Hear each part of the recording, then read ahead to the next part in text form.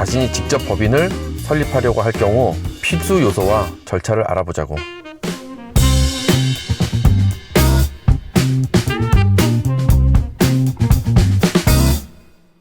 이제 법인을 설립하기로 마음 먹었다면 법인을 설립하는 방법은 법무사를 이용해서 도움을 받는 경우도 있고 스스로 해결하는 방법도 있어. 그런데 우리는 뭐 어느 경우든지 간에 어려움이 있을 때 가장 쉬운 방법은 돈으로 해결하는 거야. 법인 설립도 법무사에 의뢰하는 게 가장 쉬운 방법이지. 그런데 법인 설립 이후에도 정관 변경, 대표자 변경, 주소 변경 등 등기 변경 사항이 많이 생겨난다고.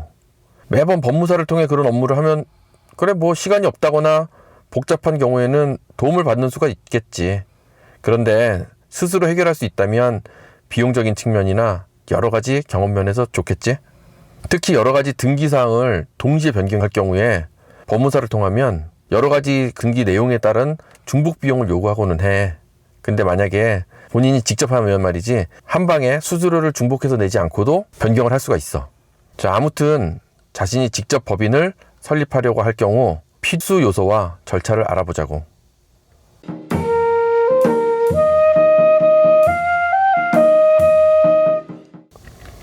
가장 먼저 생각할 것은 구성원의 결정이야. 이 구성원은 주식이 없는 1인은 반드시 필요해. 자, 만약에 2인으로만 구성을 할 경우 한 명은 사내이사, 또 다른 한 명은 주식 없는 감사, 이렇게 2명이 필요하고 3명으로 구성을 할 경우에는 대표이사, 사내이사, 감사. 이때 사내이사나 감사 둘 중에 한 명은 주식이 없어야 해.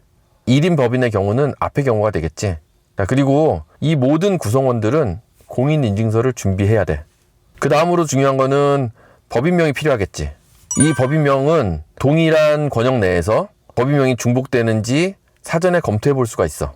이건 좀 이따가 얘기해 줄 그 스타트비즈라는 사이트에서 미리 체크해 볼 수가 있어. 다음은 사업장 주소지야. 법인은 가정집이 아닌 오피스 또는 상가에 대한 매입 계약서나 임차 계약서가 있어야 해. 임차 계약서의 경우 아직 법인 설립이 확정되지 않았기 때문에 개인이 계약하고 법인 설립 후에 법인명이라든지 등록번호를 기재하도록 변경을 해야 해. 그래서 매수계약 또는 임차계약 시에 이런 경우를 매도자나 임대인에게 미리 고지하고 변경할 수 있도록 그렇게 양해를 구해놔야 돼. 수도권 과밀지구 내에 사업장 주소지를 정한다면 등록면허세가 중과가 되지. 이때 취득세는 기본적으로 3배. 그래서 취득 시에 필요한 비용이 기본적으로는 1.1%에서 4.6%지만 중과세율을 적용하게 되면 5.3%에서 9.4%까지 적용을 받게 되지. 이거는 업무용, 비업무용, 사업용, 비사업용 모두에게 해당되는 거야.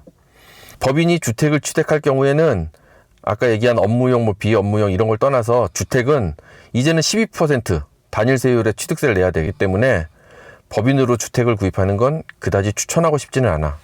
수도권 과밀지구는 서울, 경기 대부분의 지역이라 보면 되는데 서울에서도 예외인 지역이 있어.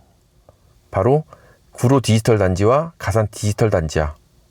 이곳은 수도권 과밀지구에서 제외가 된다고. 다음으로 준비할 것은 이제 잔고 증명이야.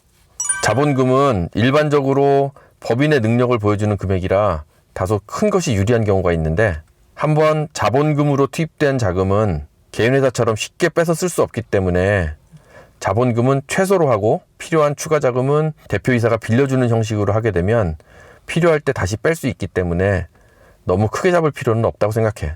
특별히 공적 업무에 입찰할 예정이 없다면 일반적으로 1천만 원 규모면 무난하지.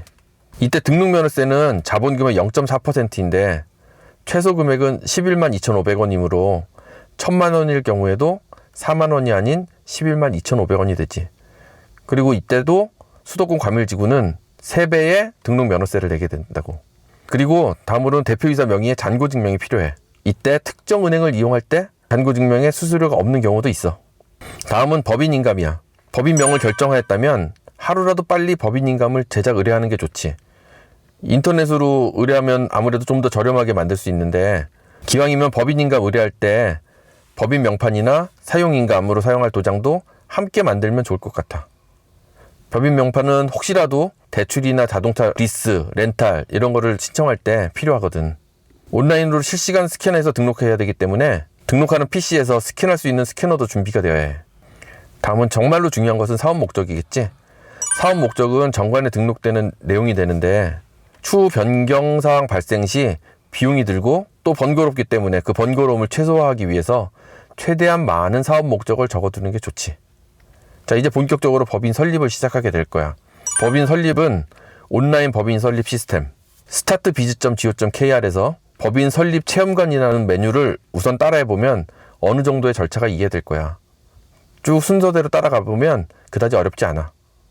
이렇게 온라인에서 법인 설립을 하는 것은 대법원 등기소, 국세청 등의 등록이 진행이 되는데 법인 설립 이후에 오프라인에서 등기소에 방문해서 법인 보안 카드를 발급받으면 법인 인감, 법인 등기부 등본 발행 시에 편리하지.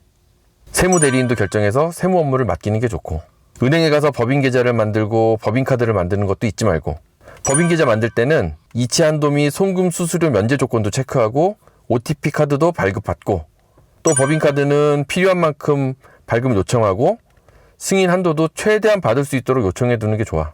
나중에 추가하려면 준비할 서류도 많고 대표이사가 꼭 가야 되고 잘 증가시켜 주지도 않아.